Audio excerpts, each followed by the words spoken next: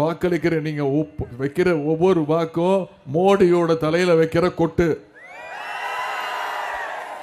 வச்சிருவீங்களா? மோடி தலையில கொட்டு வச்சுக்கிட்டே இருக்கணும்.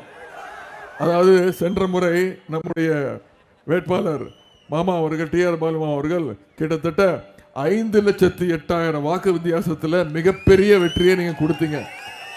அதற்கு இந்த நேரத்தில் என்னுடைய நன்றியை தெரிவிச்சுக்கிறேன். ஆனா இந்த முறை அது பத்தாது. சென்ற முறை நம்முடைய எதிரிகள்லாம் ஒன்னா இருந்தாங்க.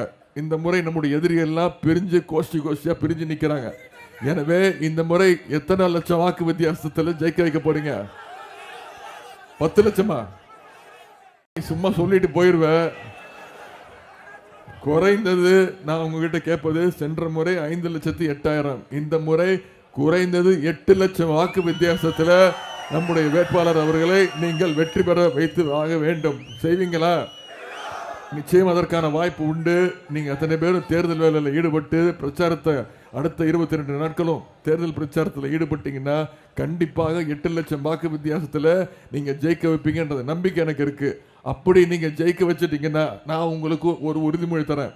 நீங்க அப்படி 8 லட்சம் வாக்கு வித்தியாசத்தில் ஜெயிக்க வச்சுட்டீங்கன்னா நான் மாதம் 2 முறை இந்த ஸ்ரீபெரும்புத்தூர் தொகுதிக்கு வருகை தந்து உங்களோட நாடாளுமன்ற உறுப்பினரோடு சேர்ந்து உங்கள் தொகுதிக்கு, இந்த நாடாளுமன்ற தொகுதிக்கு தேவையான அத்தனை தேவைகளையும் நம்முடைய முதலமைச்சர்கிட்ட கொண்டு போய் எடுத்து சென்று அத்தனை தேவைகளையும் நான் பூர்த்தி செய்து கொடுக்கின்ற, இது நான் உங்கள்கிட்ட கொடுக்கக்கூடிய வாக்குறுதி. ஏன் வாக்குறுதியை நான் காப்பாற்றுவேன்ற நம்பிக்கை எனக்கு இருக்கு. உங்க வாக்குறுதியை நீங்க காப்பாற்றுவீங்களா? நிச்சயம் செய்வீங்களா? சரி.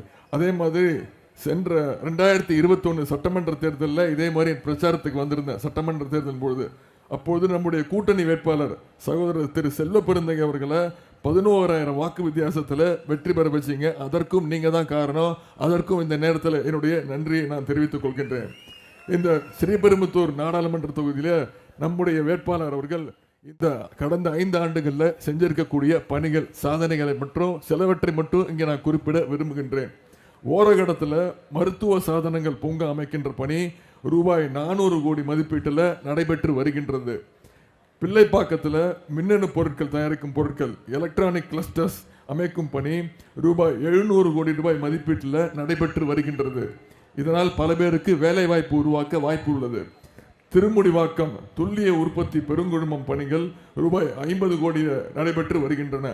பல்லாவரம் தொகுதியில் குரோம்பேட்டை அரசு மருத்துவமனையை ரூபாய் 100 கோடி மதிப்பீட்டில் சூப்பர் ஸ்பெஷாலிட்டி மருத்துவமனையாக தரம் உயர்த்தப்பட்டு கட்டுமான பணிகள் நடைபெற்று வருகின்றன.